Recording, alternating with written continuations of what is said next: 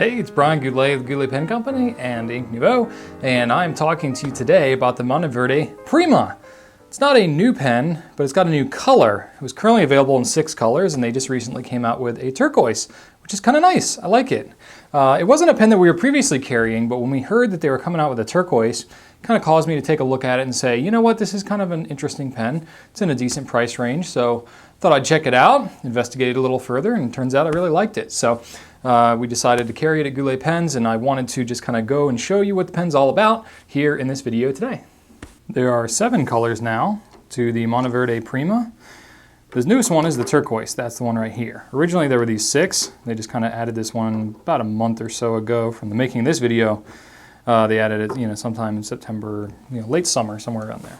The different colors are blue, which is blue, gold, and black.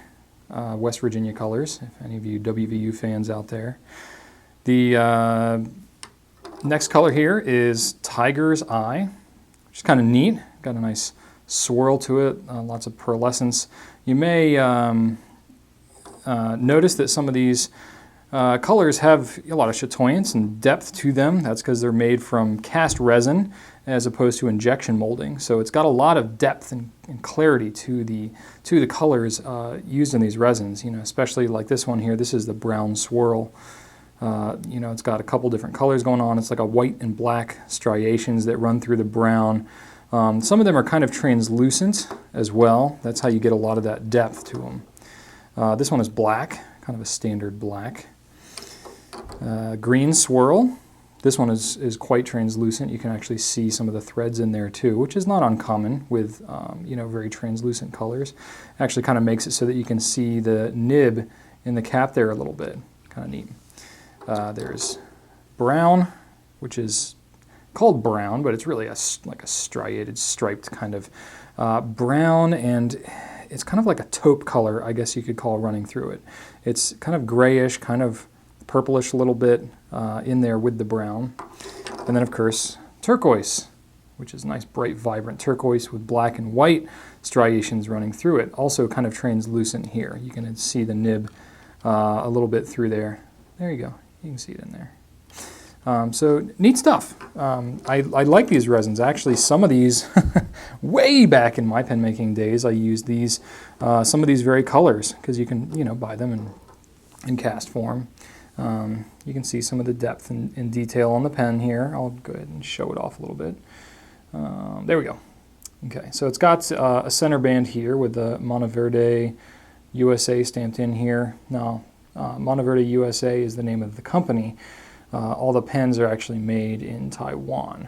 So for anybody not clear about that, Monteverde logo in the top here. It's got kind of a black cap with a white engraving here. It's nice, kind of a standard clip. It's just a tension clip. The clip is pretty stiff, so it might take a little bit of time to break in there, but you don't have to worry about bending the clip too much because it's pretty firm in there. And it's got a black cap. It's got a nice little silver ring here that kind of separates the black from the rest of the colors on all the pens. And then just not too much going on here on the bottom. It's got a little indentation here. Camera doesn't want to focus. There we go. Okay, so you can see it's got a little indentation on there. Nothing too fancy going on the bottom.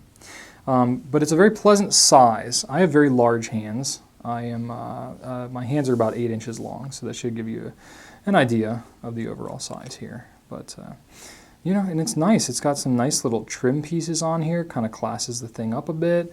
And I really like the shape. The shape is not anything too drastic or dramatic. It's just very subtle tapering, going from the middle to the end of the pen, and kind of subtle tapering on the cap. Yeah, and there you go. It comes with a steel nib. The pen lists for $70. It's going to have a street price of about $56 in most retail stores. But it comes with a steel nib and like a steel colored stainless steel nib. But you can get the Monteverde pens with black nibs as well in fine, medium, broad, and a 1.1 stub, which is what I happen to have on this pen. So you got a lot of different options for you. Most places you're only going to find it with a steel nib. The only places that would have it with a black nib are companies that are buying the nibs separately and swapping them out. So we do that at Goulet. Some other retailers may choose to do that as well, but most of them are going to come with the steel colored nibs. But it's nice, you know, it kind of matches the trim and everything. It's, you know, definitely, I think the steel is, you know, a nice color for this pen.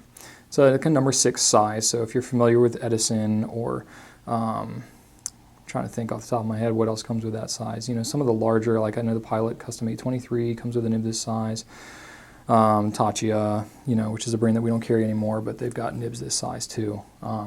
It's a pretty good size pen. Like the TWSBI VAC 700, you know, has got this size. It's pretty standard, larger nib size. It's a cartridge converter pen, so it comes with a standard, you know, Monteverde threaded standard international converter. It accepts standard international cartridges as well. The pen box that it comes in, I usually show the pen box first, but because I have so many colors, I kind of left that part out. Here's a box, standard Monteverde box, you know, white inside with the logo kind of embossed in there. It's going to come with a box that just, it's not a full box, but it comes with a couple cartridges, a blue and a black Monteverde standard international cartridge. So this is, if you're familiar with these shapes cartridges, this is the most common cartridge type that you'll see out there. So it's pretty easy to find. You know, J.R. Bond, Diamine, Private Reserve. They've, you know, let's see here, Omas, Mont Blanc, Monograppa. They've all got, you know, that standard international cartridge size. So here's your threaded converter, which is nice. I like that Monteverde does that. Not all companies have, or actually most companies don't have threaded converters like that. But it's really nice because when you're filling from the bottle, it allows you to have positive engagement between your converter and your grip section, so you don't actually accidentally drop the thing down in there, which I've done with some pens before. It's something that happens from time to time. But anyway, so there's the pen. One thing you may probably ask me is if the pen can be converted to an eyedropper. I would not recommend it for a couple of reasons.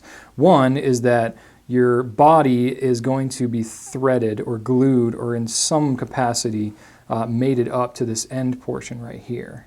And that is an opportunity for ink to want to leak out right around this part right here. Another reason is that you've got a you know, chrome-plated metal. I don't have a certainty on this, but I would guess that this is probably brass or something like that that's plated in chrome right here. And the problem is if you have a ink that's, you know, sitting in the body of this pen all the time and it's touching on this metal for long periods of time, the ink is eventually going to corrode this metal. So I would not recommend this one as a candidate for eyedropper conversion. So stick to your cartridges or your converters in this case. And then as with other Monteverde pens like the Invincia, the Regatta, the Napa, you can remove these nibs. The whole housing will actually just screw out, which if you just hold the nib in the feed like so, avoiding grabbing the tip, the whole housing will actually just pull right out of the pen. Or you can actually pull, if you put the housing back in, of course I just pulled the whole thing out for no good reason, I guess. You can actually just kind of, I have another video on how to do this, but voila, nib feed like so. Now, if you don't have a reason to do this, you know, don't bother. It's if you want to really clean the thing out well, if you're super anal like I am when it comes to cleaning, or if you want to swap your nibs out. I've got another video on how to swap out Monteverde nibs, and you can see that in more detail, but basically setting it back in there. It's got to be set in the right way. Refer to my other video about doing that. I won't cover the whole thing here, but basically you engage the thing back in there and voila! You've got yourself a nice pen. So you can set different nib sizes in there. You can buy Monteverde nibs separately at some places. And there you go. So those are all the different colors. I didn't know if you want me to show you any of them in more detail, but why the heck not? So here's Tiger Eye. So that's kind of a nice one. Orange and black. A little bit of variation in there.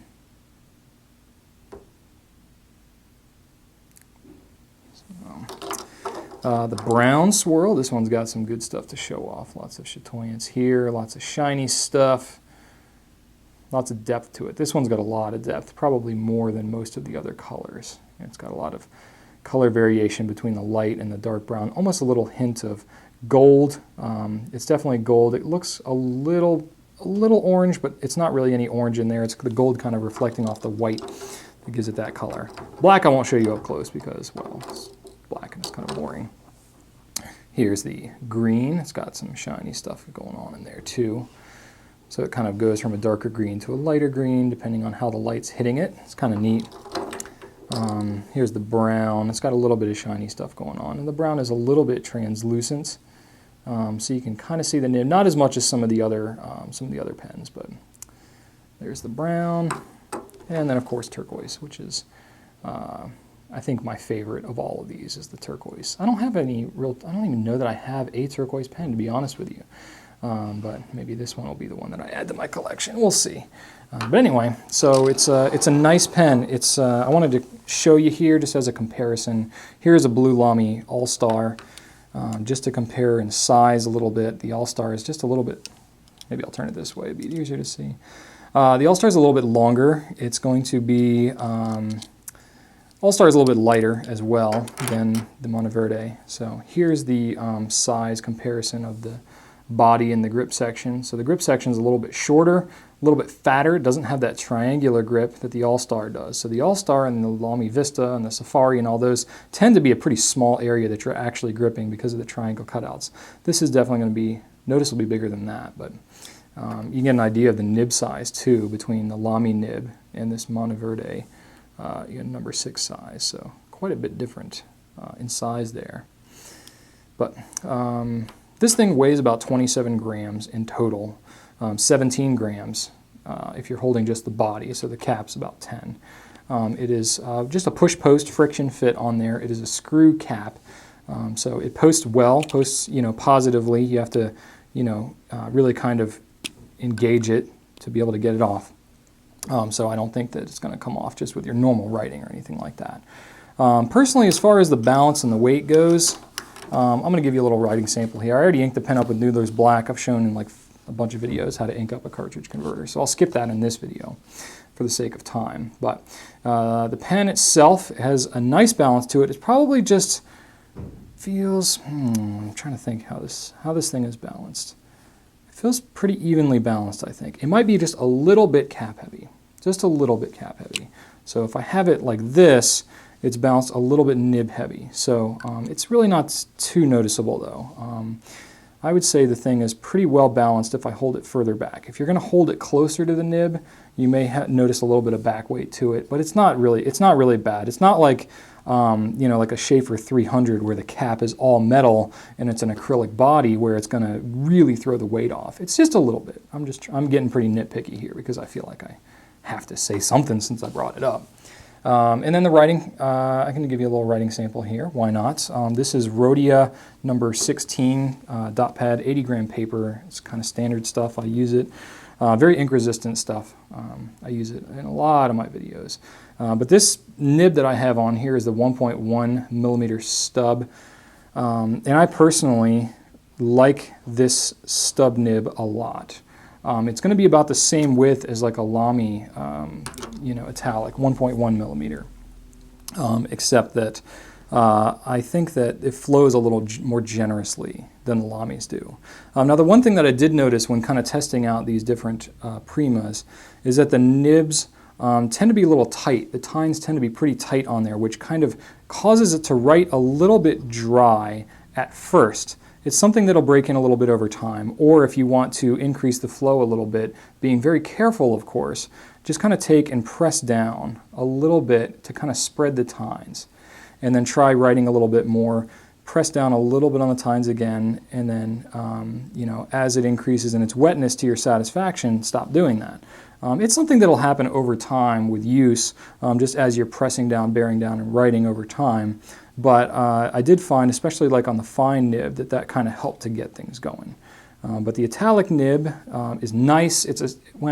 I shouldn't say italic. It's a stub, really. That's what Monteverde calls it, is a stub. And I've got a video on the difference between a stub and an italic. They're used interchangeably between some brands. Some of them call italics, some of them call them stubs. Honestly, I've never seen really pretty much any pen brand that has a true italic nib coming from the factory. You know, a true italic or crisp italic is going to give you very stark line variation, but it's going to be very scratchy in its feeling. So that's why they usually don't do it. They usually round out the edges of that italic nib and make it into a stub. So you do get some line variation, you know, on the upstroke. You're going to get something that's going to write like a fine or an extra fine, and then it's going to write very, very broad on the downstroke. So you get some good variation. Personally, I absolutely love italic nibs because it takes and makes it look so much fancier than just a normal writing. It almost looks, it's kind of like calligraphy cheating, you know, but you don't really have to do anything different. So you're kind of cheating a little bit using a stub nib, but that's okay. It flows nicely. The nibs are smooth. Like I said, they can be a little bit dry, but that's something that's not too hard to remedy. And if you're using a Monteverde ink, you know, all their inks are lubricated because they use a lot of roller balls and stuff like that as well, so they lubricate their inks pretty well. But yeah, I think you find a pretty good option. So as far as I'm concerned, you know, of course I'm a retailer and you got to take everything I say with a grain of salt with these types of videos, but you know, I think that the Primas are nice. They fit into a nice price range. They're a little bit more than an All-Star, but you know, to get a cast acrylic resin with finishes like these in a pen that's in the $50 price range, you know, $50 to $60 price range is pretty good. I don't really know of many other companies that are able to do that. So that's, and to have a decent writing pen as well. That's why I kind of am a fan of the Prima. Just as another comparison here, here's an Invincia Deluxe. So it shares the same kind of nib as the Prima, but the Prima is, you know, obviously a little bit different style, and it is a little bit shorter. About the same diameter as the Invincia, but it's quite a bit lighter. So just kind of throw that one in there too. So there you go. That's the pens that I wanted to show you today. There is the Monteverde Prima. If you have any questions or any comments or anything, go ahead and leave me a comment on the blog or on YouTube. Love to hear what your thoughts are. Thanks so much for spending time with me today, and right on.